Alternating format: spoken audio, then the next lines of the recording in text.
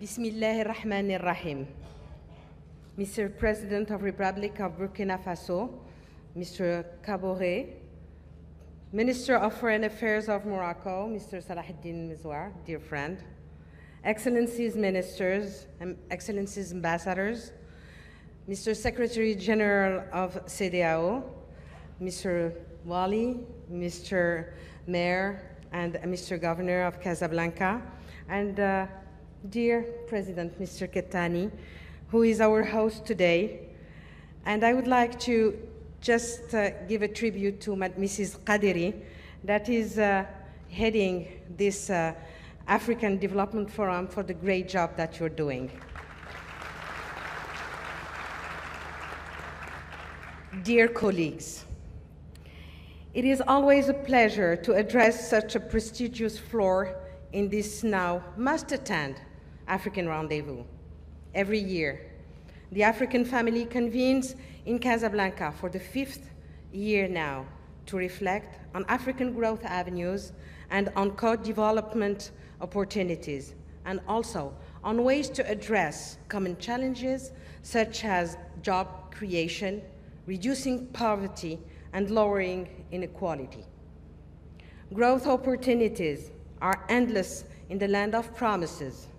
Our continent stands to benefit from arable lands and the largest natural reserves in the world, a developing market of 1.2 billion consumers, and a youthful population, and also a great potential for growth.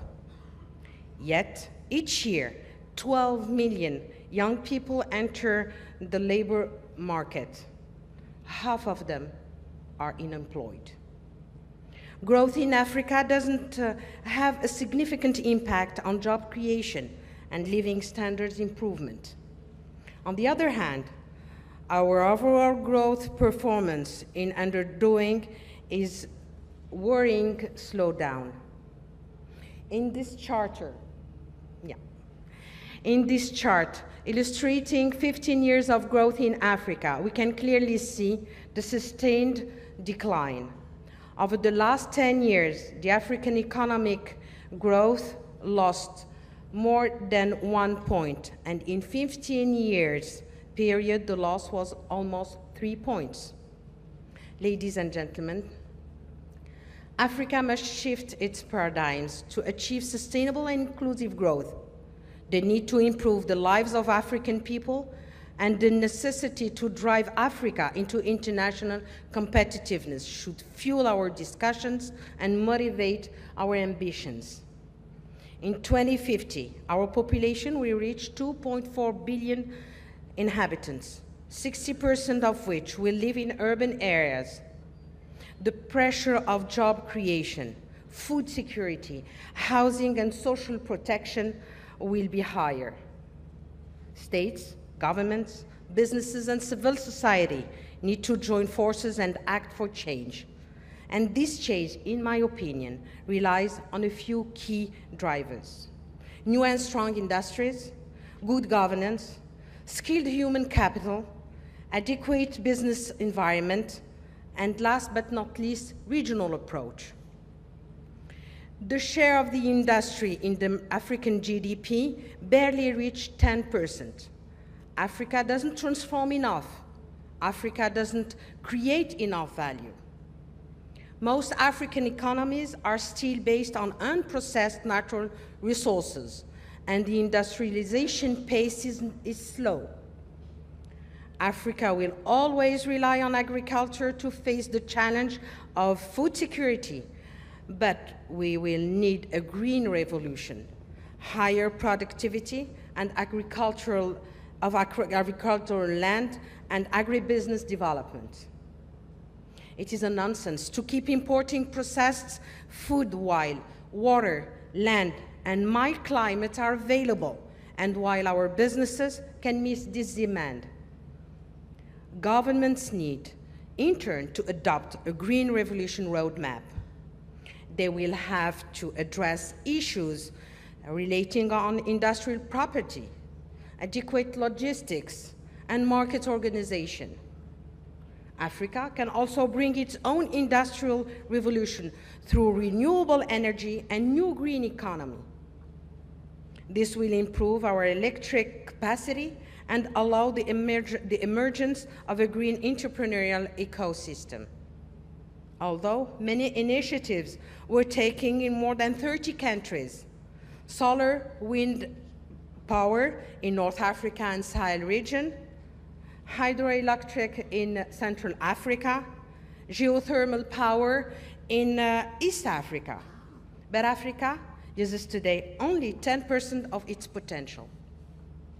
To speed up the process, heavy investments are needed, and the private sector alone cannot finance these long-term profitability projects. PPPs are necessary, as well as clear vision and a stable legal framework. Infrastructure and housing also offer opportunities for inclusive growth. Housing deficit in Africa exceeds currently 30 million units. Needless to remind that 200 million Africans still live in slums. The next 10 years, infrastructure investment needs for Africa are expected to reach $500 billion US.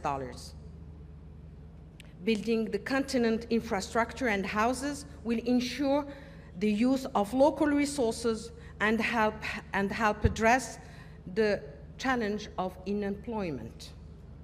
While the private sector can rise to its challenge and has proved to be able to do so, governments need to ease access to land, access to finance, and provide a sound regulatory framework. Digitization will forge the future of our economies, and this is not an option. Who can have imagined 20 years ago that 60% of Africans would have a mobile phone and 1/4 of them will be connected? It has happened. Digitization will greatly impact the way our businesses will be conducted and will also offer tremendous opportunities to create new types of businesses. For example, in China, 8 million entrepreneurs, 1/3 of them are women, use e-commerce platform to sell their products domestically and to export those products in more than 120 other countries. Government will have to cope with this trend and reinforce the e-gov initiatives. The second driver for this inclusive growth is good governance. Economic development should be considered as a top priority of our government policies, and an effective mechanism should be put in place to promote such an objective. To ensure inclusive growth, we will have to consider promoting entrepreneurship, gender equality, and involving the private sector in policies design.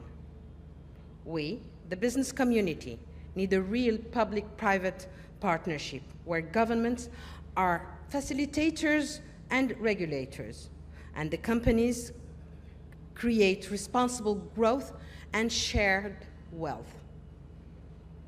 Third driver, and maybe the most important one, is human capital. 70% of the population of sub-Saharan Africa is under the age of 30.